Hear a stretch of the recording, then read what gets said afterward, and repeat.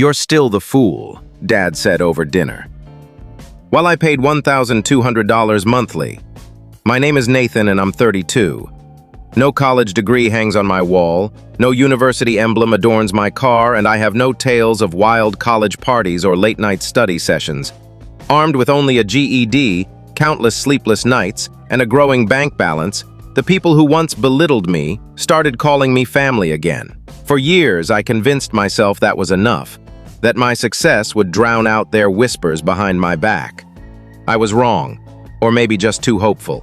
It all came crashing down last Friday at a dinner in the house I'd bought for them, a place with sleek countertops, high-end furnishings, and that ridiculous wine cooler my mom demanded. Everything was paid for in my name, yet they never acknowledged it. We were eating steaks I'd brought, cooked just how Dad prefers, paired with some fancy imported wine Mom had circled in a catalog but forgot to buy. I didn't plan to stay long, just check on the house repairs they'd ignored, ensure the thermostat wasn't cranked up again, and keep the peace. Dinner began fine, tense as usual, but quiet. My sister Paige was there, 29, jobless, and somehow more arrogant than ever. She scrolled through her phone while Mom complained about life's hardships, and Dad grumbled about grocery prices, as if I wasn't funding half their pantry every week. Then it happened. Onlis nollis. Mid-dessert, a pie I'd picked up because Mom claimed she was too busy to bake, Dad set down his fork, pointed it at me, and said, loud enough for everyone to hear, "You might cover bills, but don't forget, you're still the fool without a degree." The words hit like a slap. The room went silent. Paige smirked into her drink. Mom didn't react, just sipped her wine like she was watching a rerun. Me? I stared at my pie, appetite gone. I didn't speak at first. The silence stretched as my mind buzzed with fury. All those years, working 12-hour days, teaching myself to code at night, sleeping on couches while sending them money for their comfort, reduced to this moment of humiliation. The worst part? They didn't care. None of them thought they'd done anything wrong. I stood, cleared my plate, washed it, dried my hands, grabbed my keys, and said, "Thanks for dinner."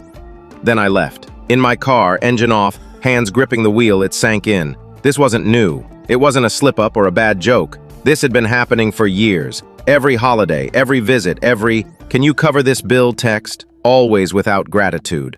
Always with jabs about my lack of education. Always expecting me to keep paying because what else was I good for? That night in my downtown apartment, the one they never asked about, I opened my laptop. No anger, no tears, just calm focus, like a chef sharpening a blade. I started small. I canceled the grocery delivery I'd set up for them. Then the streaming service. Then the utilities I'd been paying. Electricity, water, internet for Dad's nightly sports. I didn't cut them off completely, not yet. Just set end dates for the next billing cycle to shift the burden to them. I opened the cloud account I'd created for Mom's photos. I wasn't cruel. I didn't delete anything. I just locked it, changed the recovery details, and let them figure out their own passwords for once. Then I opened my banking app. My gut twisted. There it was, the $1,200 monthly transfer I'd been sending to cover their second mortgage, a refinance they never told me about. 3 years, $43,200, gone with one click. But I wasn't done. I pulled up the power of attorney I'd signed during Dad's health scare 2 years ago when he needed help managing his finances. I'd handled his taxes, loans, and investments quietly, never asking for praise. Now I drafted a revocation letter, removed my name from all accounts, and made it official. As I worked, something unexpected surfaced, not anger or sadness, but relief. Each confirm button I clicked lifted a weight. I wasn't rushing, no heated emails or dramatic showdowns, just a steady, quiet retreat, like a river carving a new path. They wouldn't notice right away. That was the genius of it. They were used to my support being invisible, automatic. They'd only feel it when the water stopped mid-shower, the internet died during a game, or the mortgage company left a voicemail they couldn't ignore. The next day, Paige texted, "Thanks for dinner, could have at least pretended to laugh at Dad's joke." A joke? I didn't reply. Instead, I opened a file they didn't know existed and checked the numbers. Then I started typing a message, not to them, but to someone else. That's when my plan truly took shape.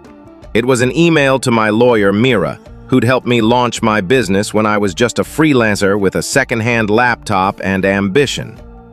Mira's sharp, unflinching, and didn't bat an eye when I said I wanted to untangle my finances from my family. "Are you sure?" she asked during a late-night video call. "You've been carrying them for years." "I'm done carrying," I said. "I'm walking away, but I'm doing it cleanly." The next week was a checklist of silent closures. I split the family phone plan, setting up new lines in their names with a 30-day notice buried in an email they'd probably ignore. I removed myself from the shared insurance. Dad's backup credit card, the one he used for emergencies, canceled. I even stopped the auto-renewals on Mom's beauty subscriptions, which she'd assumed. Then came the house. It was still in my name, bought outright 5 years ago after my first big tech contract. I'd called it a gift, though I kept the deed in my LLC for legal protection. I'd paid the taxes, maintenance, and even the incompetent landscaper Dad refused to fire after he wrecked the sprinklers. But I wanted it back, not to evict them, not yet, but to make them realize it was never truly theirs. Every wall, floor, and ceiling fan belonged to me. I could sell it, rent it, or tear it down if I wanted. Mira pointed out a property audit clause in the LLC agreement allowing an inspection, reassessment, or even a temporary residency suspension if needed. "You sure you want to go this far?" she asked. "I want them to stop pretending they earned the roof over their heads," I replied. We scheduled the audit, sent a certified letter, and waited. On the surface, nothing changed. I sent one-word replies in the family group chat, liked Mom's occasional garden photos on social media, and played the dutiful son. But inside, I was counting down. The first sign came on day 4. Mom called at 7:42 a.m., leaving a long voicemail about the sprinklers shutting off and a man in a suit inspecting the backyard. I didn't call back. By the end of the week, Paige posted a cryptic story online. Some people forget who was there when they had nothing. Don't worry, we remember. I laughed at 2 a.m., sipping coffee in my apartment they'd never visited. Then Dad called, texting when I didn't answer. "We need to talk." Someone from the city was asking questions. Not the city, a private inspector I'd hired. Marcus, thorough and professional, sent me a 68-page report detailing code violations, unreported renovations, and financial discrepancies. Apparently, Dad had been renting out the guest house to a poker buddy for cash, pocketing it without telling me, all while my name was on the liability. That's when I emailed Mira. Activate the eviction clause, quietly. But I wasn't heartless. I gave them 30 days, more than enough time to sort themselves out, downsize, and realize that calling me a fool at dinner wasn't worth losing their home. I didn't tell them outright. I went on with my life. Meetings, workouts, dinners with friends. I even visited Paige's old college campus for kicks, walking past the buildings she bragged about, remembering how she'd called me lesser for not attending. On day 12, Mom emailed. Subject: Nate. We got the notice. I don't understand. Why are you doing this? I stared at the screen, then typed, "Because you mistook my kindness for weakness, and I'm not weak enough to tolerate it anymore." I hit send. Dad's reply came within an hour. Not an apology, but a wall of excuses. "You're overreacting," he wrote, followed by a guilt trip about family loyalty and a claim that I wouldn't have succeeded without them raising me. Raising me? This was the man who missed my high school graduation for a fishing trip, who told me to get over it when I was fired from my first job. I forwarded his email to Mira and told her to handle all future contact through legal channels. I was done playing the good son. I became the property owner, the client, the adult, setting boundaries. Things went quiet for a few days. An eerie, tense silence. I knew my family. They wouldn't go quietly. They'd beg, manipulate, maybe even threaten. But apologize? That would mean admitting they were wrong, and nothing terrified them more than that. On day 17, Paige showed up at my office. I don't know how she got the address. I'd never shared it. She stood in the lobby, acting like she owned it. Through the glass, she looked different, less smug, more desperate. "Nate, can we talk?" "5 minutes," she said. I didn't let her in, just stood in the hallway, arms crossed. She sighed, shifting her weight, almost fake crying. "Look, I get it. They were harsh. Dad crossed a line. But this is too much." "Too much?" I asked, voice low, taking back what's mine. "They're our parents," she said, as if that fixed everything. I laughed, sharp and cold. "Funny, you only say that when I'm paying." Her eyes widened, not with anger but fear. She knew I meant it. "They have nowhere to go," she said. "They had 5 years to build something," I replied. "I gave them everything, and they mocked it." "This isn't revenge, Paige. It's me choosing myself." She tried to argue, but I walked back to my office, telling my assistant to let her stay in the hallway. Let her explain to Mom and Dad why their cash cow stopped giving. On day 20, Dad called from a new number, leaving a voicemail. "I'm not asking for much, just time. Don't do anything rash. You're better than this." Then a text from Mom. "We're family. This isn't you." But it was. It was the me who realized family doesn't mean being a doormat, that blood doesn't justify betrayal dressed as tradition. On day 24, Mira called. "They filed a complaint," she said. "Emotional distress, trying to stall the eviction. It won't hold. You've got everything documented. This was years in the making, Nate." I nodded, though she couldn't see. "Let them squirm," I said. "Let them feel what it's like to be invisible unless someone needs a check." On day 28, I drove by the house. The lawn was overgrown, lights off, a for rent sign in the yard, probably a desperate move to buy time. No one would rent, with the audit report circulating. I sat there, window down, feeling the weight of it all. This was the house I'd bought to bring us closer, but it was never about the house, or the money, or my lack of a degree. It was about respect. They'd run out of it. Then my phone buzzed. "Paige, you should come to the house. Something happened. Something bad." That word, house, tightened my jaw. It hadn't. I drove over, headlights slicing through the evening. My stomach churned, not from fear, but a buried part of me craving a final showdown. I wanted them to play the victim one last time so I could cut the cord for good. When I arrived, something felt off. 2 unfamiliar cars sat in the driveway, a contractor's van and a beat-up sedan with a loose emblem. The porch light was off, odd since Mom always kept it on for guests. Paige sat on the steps, curled up, looking smaller than her usual cocky self. She stood when she saw me, brushing hair from her face. "You won't believe this," she whispered. "I'll decide that," I said. "Where's Mom and Dad?" She hesitated. "Inside, talking to a guy from the bank." I froze. "The bank?" She nodded. "Dad tried to take out another loan against the house before the eviction notice. Said it was a clerical error. Thought he could flip the guest house for quick cash." My blood ran cold. "But he doesn't own the house. I do." "Exactly," she said, voice tight. "The bank caught it before the funds went through, but there's a fraud alert on the property now. They're sending someone to figure out next steps. He might have committed mortgage fraud, Nate." My mind raced. Liabilities, paperwork, lawsuits. "Where is he?" I asked. "Inside," she said, quieter. "Yelling." I pushed past her, entering without knocking. The house was chaos, not physically but emotionally. Papers littered the dining table, cabinets hung open, half-empty mugs sat abandoned.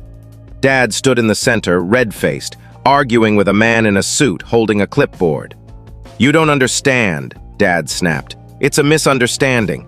My son owns the place. It's all family, no fraud." The man didn't blink. "Sir, you filed documents claiming ownership of a property owned by Nathan Ellis under a business entity. You falsified records." Dad doubled down. "I just made copies, tweaked some dates. That's not the same." I cleared my throat. Both turned. Dad's face paled. "Nate," he stammered. "Good, you can clear this up.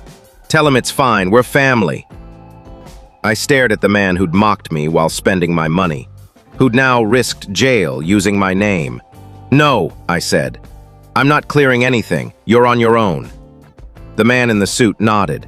"Mr. Ellis, you're aware of the attempted second mortgage?" "Just learned," I said. "I'll need a full report from my lawyer." "I'll get you one," he said, flipping open his folder. "It's messy." Dad stepped forward, panic breaking his tough guy act. "Come on, Nate. I didn't mean harm. I just needed time." "Time?" I repeated. "Like the years I gave you while you mocked me? The dinners where you called me a fool while spending my money?" Mom appeared in the hallway, arms crossed, face unreadable. She didn't speak. Paige lingered in the doorway, silent for once, no smirk or quip. I walked to the kitchen. No note, no gratitude, no sign this was my house. I turned back. "You have until the end of the week. Then the locks change. If you're still here, the sheriff will escort you out. And any fallout from your loan stunt? That's on you." Dad opened his mouth, but I raised a hand. "We're done." I left, closing the door behind me, and sat in my car. The porch light flicked on. Maybe Mom, maybe Paige. My phone buzzed with a voicemail, not from them, but from someone I hadn't spoken to in years. As I listened, I knew the drama wasn't over. It was my Uncle Vernon, Dad's older brother, the family outcast before me. A mechanic, no college, twice divorced, living in a trailer by the river. At the last family reunion, he'd pulled me aside and said, "You're different from them, you know." His message was rough, quiet, and direct. "Hey, Nate, heard what's happening from Paige. They've done you dirty. I told you years ago they only love what you give, not who you are. If you need help with this mess or just want to sit by the water with a drink and say nothing, my door's open. They don't get to define you anymore. Let them sink in their own mess." I stared at the phone. His words, simple and without agenda, hit harder than I expected. I hadn't realized how much I needed to hear that. The final week was a whirlwind. Dad tried everything. Calls, emails, even showing up with a cooler of steaks, like we could grill the tension away. I didn't answer. Mom's texts shifted from confusion to guilt to desperation. "You're scaring us. This isn't you. We're losing everything." But it was always mine. They were just now seeing it. By Friday, the movers I'd hired arrived. I made sure they were professional, careful. I didn't want their stuff damaged, just gone. I stood in the driveway as boxes were loaded. Dad sat on the porch, head in hands, like a gambler who'd bet with money he didn't have. Mom argued with the movers about what counted as essential. Paige didn't show, ghosting after asking for a $5,000 loan just to get by. By 3 p.m., the house was empty. Locks changed. The title was transferred to a rental company I trusted. I'd already picked a new tenant, a single mom wanting to plant a garden with her kid. I signed her lease on the spot. Dad approached me as the movers left. "Nate," he said, voice breaking. "One question. Why'd you wait so long to pull the plug?" I let the silence hang. "Because I thought you'd change," I said. "I thought if I gave enough, you'd see me as a son, not a bank, not the fool, just me." He looked away. "You were wrong," he said quietly. "I know," I replied, "but not anymore." I drove off. No dramatics, just peace. The next few months were the quietest I'd ever known. No calls, no emergencies, no family time demands. The new tenants moved in. I stopped checking the family group chat. Nobody posted anyway. The silence was strange, then freeing. One Saturday, I drove to the river. Vernon met me at the dock with 2 beers and a grin like no time had passed. We sat watching the water ripple. "You good?" he asked, cracking his can. I nodded. "I am now." And for the first time in years, I meant it.